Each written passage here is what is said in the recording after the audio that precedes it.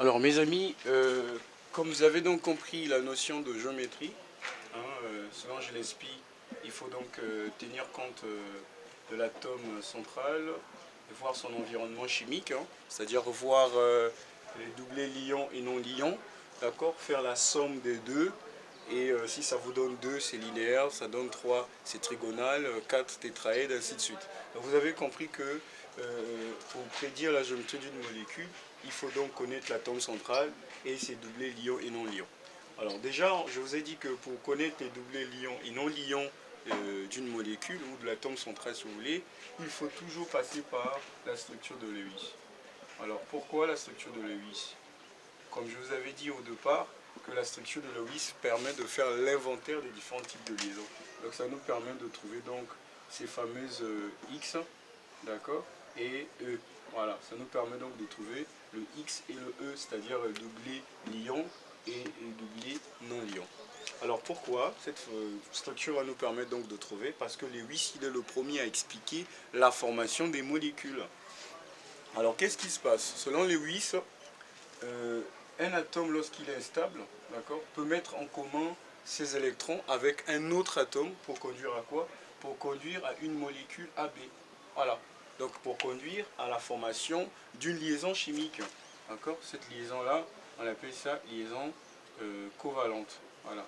Covalente, pourquoi? Mais c'est une liaison qui résulte de la mise en commun des électrons apportés par les atomes. Donc voilà la formation d'une molécule. Et donc, dans la structure de Lewis, vous voyez que ça vous permet de faire ressortir ces liaisons-là, puisqu'on a besoin de ces liaisons-là pour justement prédire la géométrie d'une molécule selon Gillespie. Alors, il y a aussi, on va dire ça, une information très importante, c'est que les atomes vont mettre en commun les électrons. Donc la première des choses, c'est mettre en commun les électrons pour former des liaisons et donc former donc la molécule. Mais ces électrons-là sont les électrons de valence. Attention, ce sont les électrons de valence en fait. De valence. Voilà. Ce ne sont pas les électrons externes. Et pardon, ce ne sont pas les électrons internes, je voulais dire. Ce sont les électrons externes, de la couche externe. Donc, c'est ce qu'on va essayer donc de voir. On va prendre donc l'exemple d'une molécule, ACl3. Alors, pour donner donc la structure de Lewis, qui va nous permettre donc d'avoir les doublés liants et non liants. À partir de ces doublés, on peut donc prédire la géométrie d'une molécule. Ce qu'on va faire, c'est quoi? C'est commencer à donner la structure de Lewis. Alors, on vous dit que la structure de Lewis se forme par l'apport des électrons apportés par les atomes. Donc, nous avons par exemple une molécule qui est constituée des deux types d'atomes. Nous avons l'aluminium et le chlore. Nous avons un atome d'aluminium et 3 atomes de chlore. Alors, qu'est-ce qui va se passer? Pour former cette molécule, l'atome, le chlore doit apporter ses électrons de valence.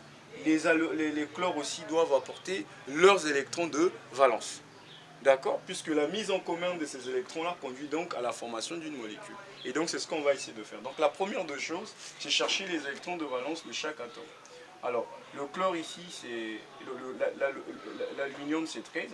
Donc, 1s carré, 2s carré, 2p6, 3s carré, 3p1. Voilà. Et il apporte combien d'électrons? 3 électrons.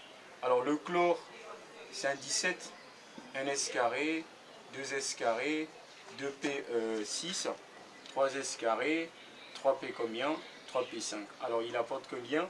Il apporte 7 électrons.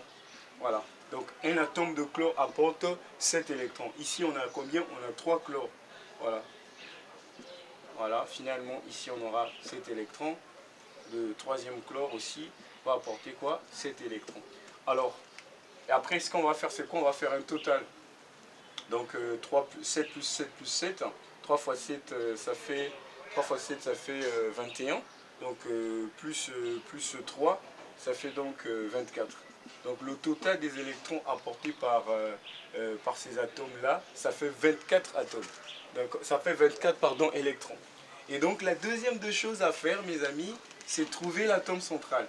Pourquoi trouver l'atome central? Parce que je vous avais dit que dans une molécule, vous avez un atome qui est au centre et qui va faire des liaisons avec les autres atomes. C'est ça l'organisation d'une molécule.